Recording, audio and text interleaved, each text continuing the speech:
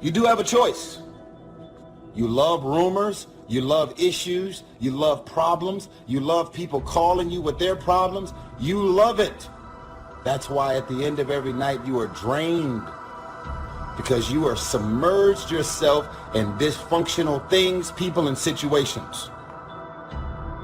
I have a schedule and I execute the schedule. Parts of my day are very structured.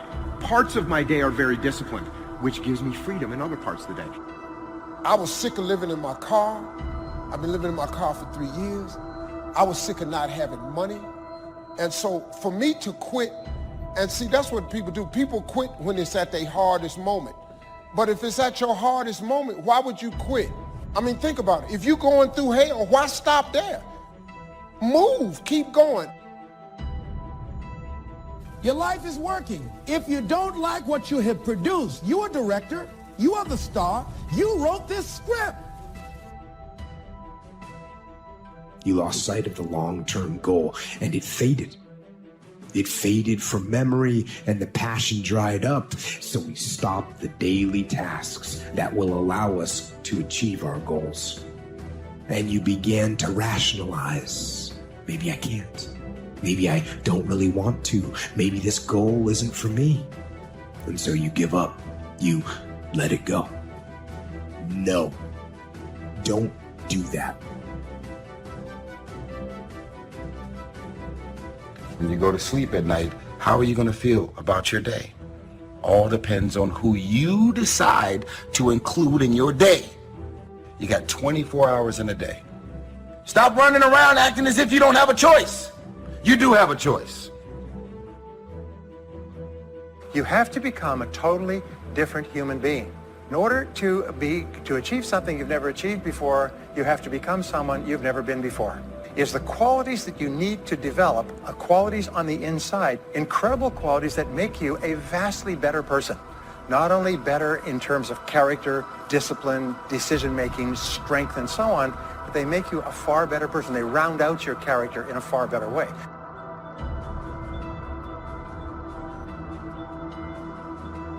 It's a new day. And it's a new day, it's got to be a new you. A lot of people have thrown in the towel, have forgotten how we got here. We rather walk in dignity rather than ride in shame. It's not the experience that's the best teacher. It's reflection turns experience into insight. Well, we get good at that by understanding that experience isn't enough. After every experience, I have to pull away, and I have to ask myself, okay, what did I learn from that?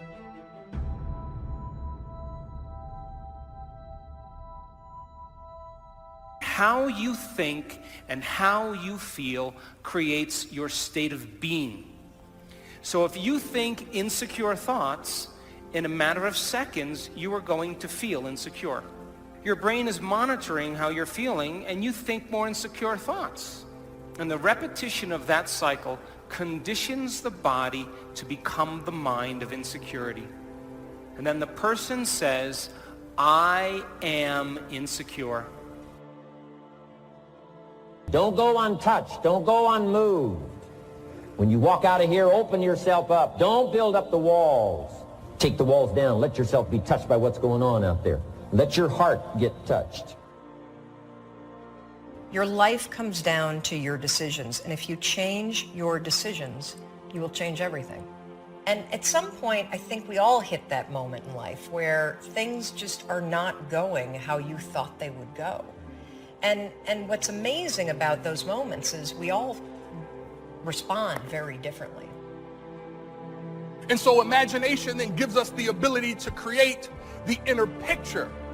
We have an inexhaustible imagination. And so consequently, we have an unlimited future. When you start anything, the first step, you're excited. And then you take another step and another step. The enthusiasm from the beginning starts to fade out. Your future is in your hands. You know what that means? You got to work on your mind. Fortify yourself. You got to upgrade upgrade, level up your skill set. You want to be in a community of collaborative, supportive relationships that's going in your direction. And anybody that don't have the mindset that you have, let them go. Like you could actually learn faster and actually have an ease, a confidence, be able to succeed, but also have this level of harmony inside of yourself, this clarity of thought. Sharpen the saw. The metaphor here is if you have all this wood to cut and you have a saw with a dull blade, when do you want to sharpen it?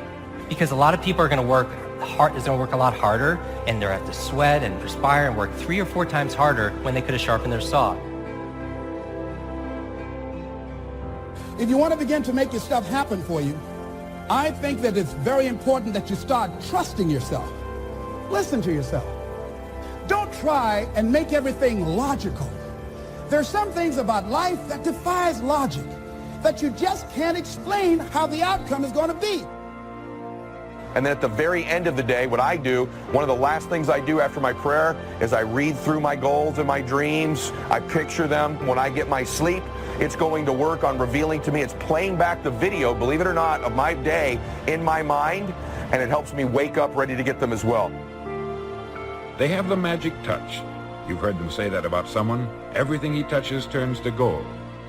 And have you ever noticed that a man who becomes successful tends to continue to become successful? It's because of goals. Some of us have them, some don't. People with goals succeed because they know where they're going. At some point, we all bought into this lie that you got to feel ready in order to change. At some point, you're going to have the courage. At some point, you're going to have the confidence. And it's complete garbage. And so there are so many people in the world, and you know, you may be watching this right now, and you have these incredible ideas, and what you think is missing is motivation. And that's not true.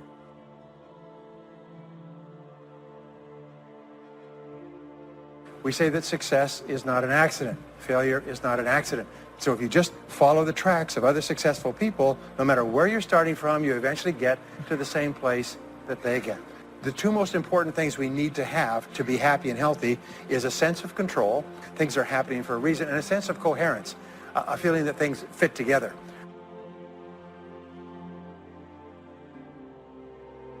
Just get stronger. Get better. We've all got those personal winters. I'm asking all of you to get better in spite of the winters, in spite of the downturn. The money downturn, the social downturn, the personal downturn, whatever it is. The key is not to wish for a better winter. The key is to wish for more strength, more wisdom, more courage, get better, get wiser, get stronger. Waking up early, working out every day, if you start with those 2 kind of cornerstones, and then the other thing is, you know, figure out what you're going to do during the day. Don't go to bed without a plan of how you're going to handle the next day. To go forward or to go back. You're going to always have that decision. I made all of my dreams bigger than my fears. So when I felt like quitting, the results would have been devastating to the goal I was trying to attain. My motivation was, I was just exhausted.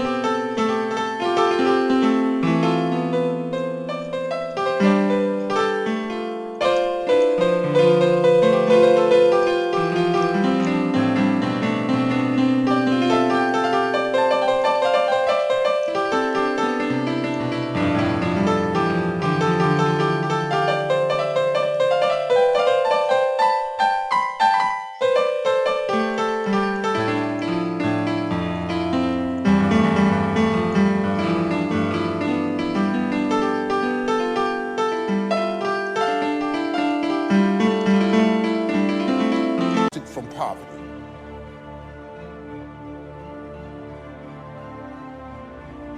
The promise of the future is an awesome force.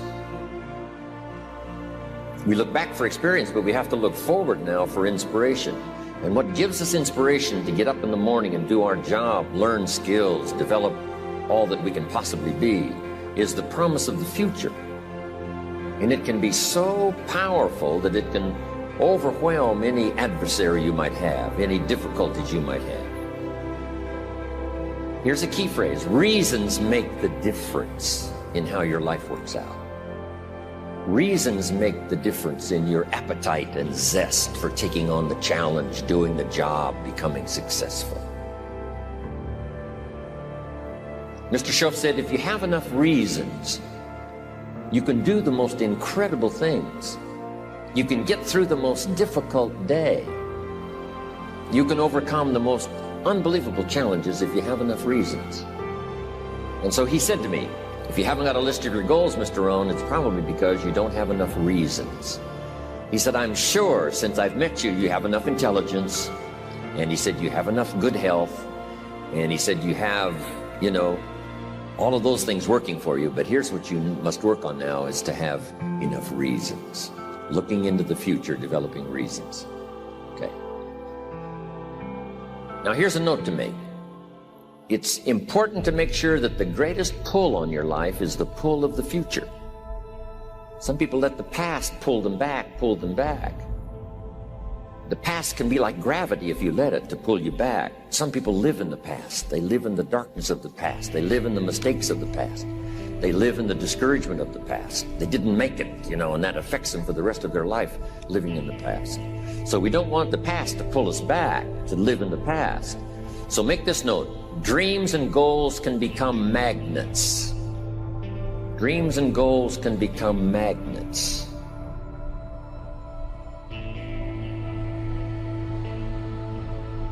And the stronger the goal, the higher the purpose, the more powerful the objective, the stronger this magnet is that pulls you that direction.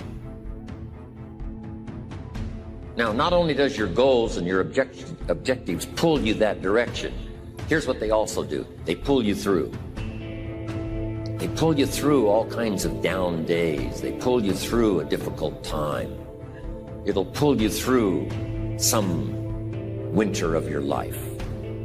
Some people get lost in the confusion of the day simply because their goal is not bright enough to pull them.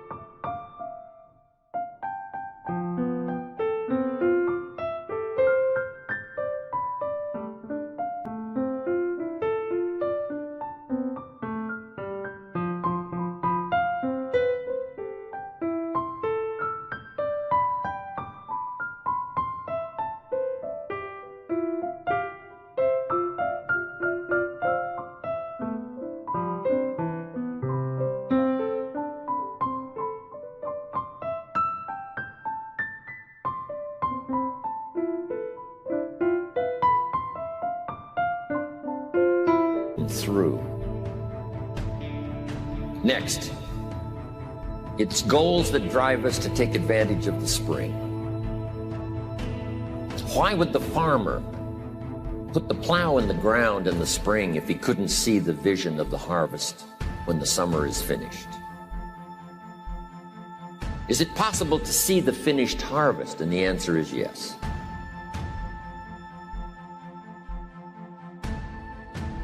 We do that simply by faith. Key phrase, faith is the ability to see things that don't yet exist. So here's what we want to do in our goal setting session, is to start looking into the future of what you would like to accomplish, and where you would like to go, the person you would like to be, and see if you can't get a better picture of the finished objective. See yourself there, see yourself in possession of. For your dreams to greatly influence you, for the future to pull you, your future must be well planned. There are two ways to face the future. One is with apprehension, the other with anticipation. Guess how many people face the future with apprehension? Why? They don't have it well designed. And without really thinking about it, they have probably bought someone else's view of how to live. You will face the future with anticipation when you have planned a future you can get excited about, when you have designed your future results in advance. In this way, the future will capture your imagination. It will exert an enormous influence on you. And to design your future, you must have goals. Well-defined goals are like a magnet. They pull you in their direction. And the better you have defined them, the better you have described them, the harder you work on them, the stronger they pull. And they pull you through all kinds of difficulties too. Without goals, it is easy to let life deteriorate to the point where you're just making a living. It is not difficult to get trapped by economic necessity and settle for existence rather than substance. We all have a choice. We can either make a living or design a life. Now we're going to take some time to actually start designing the next 10 years of your life. We're going to start setting your goals.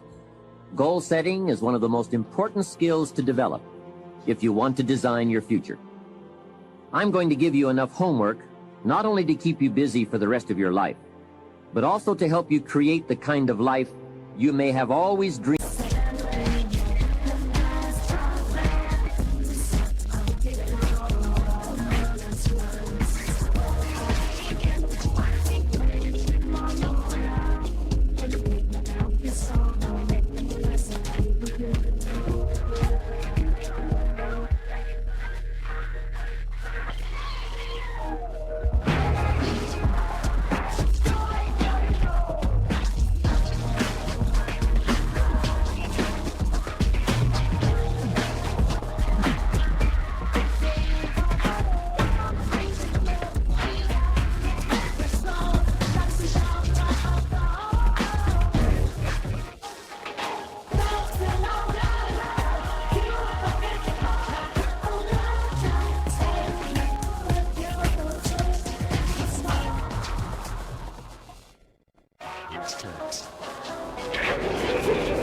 About living, but never believed possible.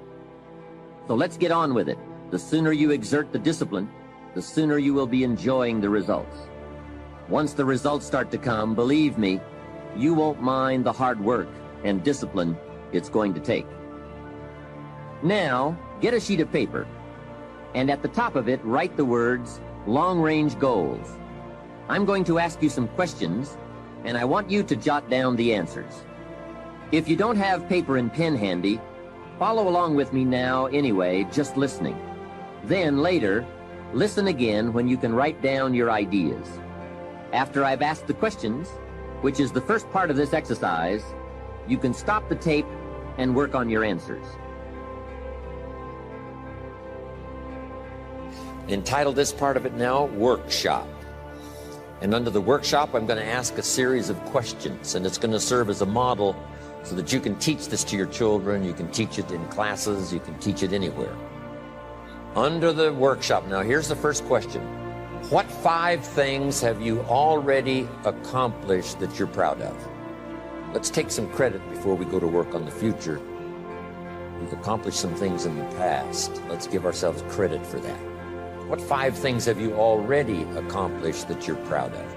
So I want you to make a note of that question, and then I want you to do the exercise. Make a list of 5 things that you can think of that you've already accomplished that you're proud of. Next question. What do you want in the next 10 years? I want you to make a list of at least 50 items. Now, this is not what you think you can get. This is what you want. If everything fell into place, and you could have anything you wanted in the next 10 years, what would that list be? Not something you think you can earn, not something you think you can buy, not something you think you can, finally be so successful you can get. This is what would really do it for you the next 10 years. I want you to make this list. And here's the deal now. I want you to put each item one under the other. Not side by side, but one under the other. Just let your dreams, run free here. Not what you think you can get, but what you want. If everything fell into place, you could have whatever you wanted the next 10 years, what would that be? Little things, major things, insignificant things, doesn't matter. Just make the list. To help you get started with your list, consider these questions. What do I want to do? What do I want to see? What do I want to be? What do I want to have? Where do I want to